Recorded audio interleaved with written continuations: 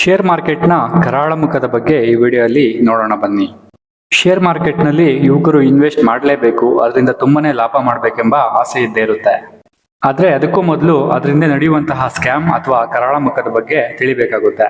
Stock ಮಾರ್ಕೆಟ್ನಲ್ಲಿ ನಾವು ಏನ್ ಮಾಡಬೇಕೆಂದು ತಿಳಿಯುವ ಮೊದಲು ಏನ್ ಮಾಡಬಾರ್ದು ಅಂತ ತಿಳ್ಕೊಳ್ಬೇಕಾಗುತ್ತೆ. ಬನ್ನಿ, ಇಲ್ಲಿ ನಾವು ಫಸ್ಟ್ ಸ್ಟಾಕ್ ಮಾರ್ಕೆಟ್ ಅಂದ್ರೆ ಏನು ಮತ್ತೆ ಇದು ಹೇಗೆ ವರ್ಕ್ ಆಗುತ್ತೆ ಅಂತ ನಾವಿಲ್ಲಿ ನೋಡೋಣ. ನೋಡಿ, ಈಗ ಒಂದು ಕಂಪ್ನಿ ಇರುತ್ತೆ, ಆ ಕಂಪ್ನಿ ಬಿಸ್ನೆಸ್ ಗ್ರೋ ಮಾಡ್ಕೊಬೇಕೆಂದು ಡಿಸೈಡ್ ಮಾಡುತ್ತೆ. ಆದ್ರೆ ಅವ್ರ ಬಳಿ ಬಿಸ್ನೆಸ್ ಗ್ರೋ ಮಾಡ್ಕೊಳ್ಳಕ್ಕೆ ಬೇಕಾದಂತಹ ಹಣ ಇರೋದಿಲ್ಲ. ಆಗ ಅವರು ಏನ್ ಮಾಡ್ತಾರೆ ಅಂದ್ರೆ ಇನ್ವೆಸ್ಟರ್ಸ್ಗೆ ಹೇಳ್ತಾರೆ, ನಮ್ಮ ಹತ್ರ ಇರುವ ಶೇರ್ಗಳನ್ನ ನೀವು ಬೈ ಮಾಡಿ, ಬಿಸ್ನೆಸ್ ಅಲ್ಲಿ ಲಾಭ ಬಂದ್ರೆ ನಿಮ್ಗೂ ಸಹ ಪ್ರಾಫಿಟ್ ಸಿಗುತ್ತೆ ಅಂತ. ಸೊ ಈ ಪ್ರೋಸೆಸ್ ನ ನಾವು IPO ಅಂತ ಕರಿತೀವಿ. IPO ಅಂದ್ರೆ ಇನಿಷಿಯಲ್ ಪಬ್ಲಿಕ್ ಆಫರಿಂಗ್ ಅಂತ ಅರ್ಥ. ಈ ರೀತಿ ಸ್ಟಾಕ್ ಮಾರ್ಕೆಟ್ ನಲ್ಲಿ ಲಿಸ್ಟ್ ಆಗುತ್ತೆ. ಈ ರೀತಿ ಲಿಸ್ಟ್ ಆದಂತ ಸ್ಟಾಕ್ ಗಳನ್ನ ನಾವು ದಿನನಿತ್ಯ ಬೈ ಮತ್ತೆ ಸೆಲ್ ಮಾಡ್ತಾ ಇರ್ತೀವಿ. ಈಗ ನಾವಿಲ್ಲಿ ಮೇನ್ಲಿ ನೋಡ್ಬೇಕಾಗಿರೋದು ಸ್ಟಾಕ್ ಮ್ಯಾನಿಪುಲೇಷನ್ ಅಂದ್ರೆ ಏನು ಅಂತ.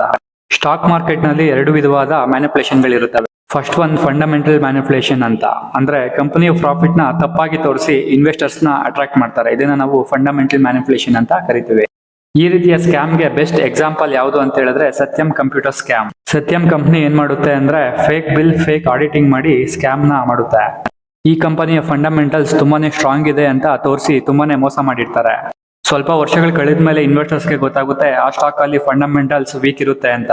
ಇನ್ವೆಸ್ಟರ್ಸ್ಗೆ ಈ ಸ್ಟೋರಿ ಎಲ್ಲ ಗೊತ್ತಾದ್ಮೇಲೆ ಸುಮ್ಮನೆ ಇರ್ತಾರ, ಸ್ಲೋಗೆ ಎಕ್ಸಿಟ್ ಮಾಡಕ್ಕೆ ಸ್ಟಾರ್ಟ್ ಮಾಡ್ತಾರೆ. ಸೊ ಅದರಿಂದ ಮಾರ್ಕೆಟ್ ತಾನಾಗಿ ಸ್ಲೋ ಆಗಿ ಕ್ರಾಶ್ ಆಗಲಿಕ್ಕೆ ಸ್ಟಾರ್ಟ್ ಆಗುತ್ತೆ. ಅಂಡ್ ಸೆಕೆಂಡ್ ಮ್ಯಾನಿಪುಲೇಷನ್ ಯಾವುದು ಅಂತ ಹೇಳಿದ್ರೆ ಅದು ವಾಲ್ಯೂಮ್ ಮ್ಯಾನಿಪುಲೇಷನ್ ಆಗಿರುತ್ತೆ. ಇಲ್ಲಿ ವಾಲ್ಯೂಮ್ ಮ್ಯಾನಿಪುಲೇಷನ್ ಅಂದ್ರೆ ಏನು ಅಂತ ಹೇಳಿದ್ರೆ, ಈಗ ಸ್ಟಾಕ್ ಪ್ರೈಸ್ ಮೇಲೆ ಹೋಗ್ಬೇಕಾದ್ರೆ 2 ರೀಸನ್ಸ್ ಇರುತ್ತೆ. ಫಸ್ಟ್ ಥಿಂಗ್, ಕಂಪನಿ ಜೆನ್ಯೂನ್ ಆಗಿ ಗ್ರೋ ಆಗ್ತಿರ್ಬೇಕಾಗುತ್ತೆ. ಅಂದ್ರೆ ಎವ್ರಿ ಇಯರ್ ಆ ಕಂಪನಿಯ ಪ್ರಾಫಿಟ್, ಸೇಲ್ಸ್ ಅಥವಾ ಬಿಸ್ನೆಸ್ ಗ್ರೋ ಆಗ್ತಿರ್ಬೇಕಾಗುತ್ತೆ. ಇದರಿಂದ ಆಟೋಮೆಟಿಕ್ ಆಗಿ ಕಂಪನಿಯ ಡಿಮ್ಯಾಂಡ್ ಸಹ ಬೆಳೆಯುತ್ತದೆ. ಸೆಕೆಂಡ್ ರೀಸನ್ ಯಾವುದು ಅಂತ ಹೇಳಿದ್ರೆ, ಒಂದು ಸ್ಟಾಕ್ ಗೆ ಆರ್ಟಿಫಿಷಿಯಲ್ ಡಿಮ್ಯಾಂಡ್ ಕ್ರಿಯೇಟ್ ಮಾಡಿ ಸ್ಟಾಕ್ ನ ವಾಲ್ಯೂಮ್ ನ ಜನರೇಟ್ ಮಾಡ್ತಾರೆ. ಇದು ಓನ್ಲಿ ಪೆನ್ನಿ ಸ್ಟಾಕ್ಸ್ ಅಲ್ಲಿ ಮಾತ್ರ ಮಾಡೋಕೆ ಸಾಧ್ಯ ಆಗುತ್ತೆ. ದೊಡ್ಡ ಸ್ಟಾಕ್ಸ್ ಅಲ್ಲಿ ಈ ತರ ಮ್ಯಾನಿಪುಲೇಷನ್ ಮಾಡೋಕಂತೂ ಆಗೋದೇ ಇಲ್ಲ. ಸೊ ಈ ತರ ಪೆನ್ನಿ ಸ್ಟಾಕ್ ಮ್ಯಾನಿಪುಲೇಷನ್ ಎರಡು ರೀತಿಯಲ್ಲಿ ಆಗುತ್ತೆ. ಫಸ್ಟ್ ಮ್ಯಾನಿಪುಲೇಷನ್ ಯಾವುದು ಅಂತ ಹೇಳಿದ್ರೆ, ದೊಡ್ಡ ಇನ್ಸ್ಟಿಟ್ಯೂಷನಲ್ ಇನ್ವೆಸ್ಟರ್ಸ್ ಈ ಮ್ಯಾನಿಪುಲೇಷನ್ ನ ಮಾಡ್ತಾರೆ.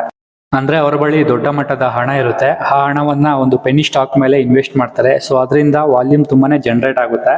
ಇದನ್ನ ರಿಟೇಲ್ ಟ್ರೇಡರ್ಸ್ ನೋಡಿ ತುಂಬಾನೇ ಅಟ್ರಾಕ್ಟ್ ಆಗೋಗ್ತಾರೆ.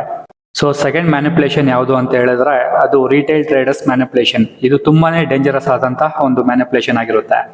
ಏಕೆ ಅಂದ್ರೆ ಯಾವುದೇ ನಾಲೆಡ್ಜ್ ಇಲ್ಲದೆ ಬೇರೆಯವರ ಕಾಲ್ಸ್ ಮೇಲೆ ನಂಬಿಕೆ ಇಟ್ಟು ಲಾಸ್ ಆಗೋಗ್ತಾರೆ. ಎಕ್ಸಾಂಪಲ್ಗೆ paid up channels, WhatsApp groups ಮತ್ತೆ ಟೆಲಿಗ್ರಾಮ್ ಗಳಲ್ಲಿ ಕಾಲ್ಸ್ ನ ಕೊಡ್ತಾ ಇರ್ತಾರೆ. ಅದನ್ನ ರಿಟೇಲ್ ಟ್ರೇಡರ್ಸ್ ನೋಡಿ ಸ್ಟಾಕ್ ನ ಬೈ ಮಾಡ್ತಾರೆ. ಸ್ವಲ್ಪ ದಿನ ಆದ್ಮೇಲೆ ಆ ಸ್ಟಾಕ್ 0 ಅಥವಾ 0.5 ರೂಪೀಸ್ಗೆ ಬಂದ್ಬಿಡುತ್ತೆ. ಸೊ ಬೇರೆಯವರ ಕಾಲ್ಸ್ ಅಥವಾ ಸಜೆಷನ್ಸ್ ತಗೊಂಡು ಸ್ಟಾಕ್ ಅಲ್ಲಿ ಇನ್ವೆಸ್ಟ್ ಅಥವಾ ಟ್ರೇಡ್ ಮಾಡೋದು ಇವತ್ತೇ ನಿಲ್ಲಿಸಿ.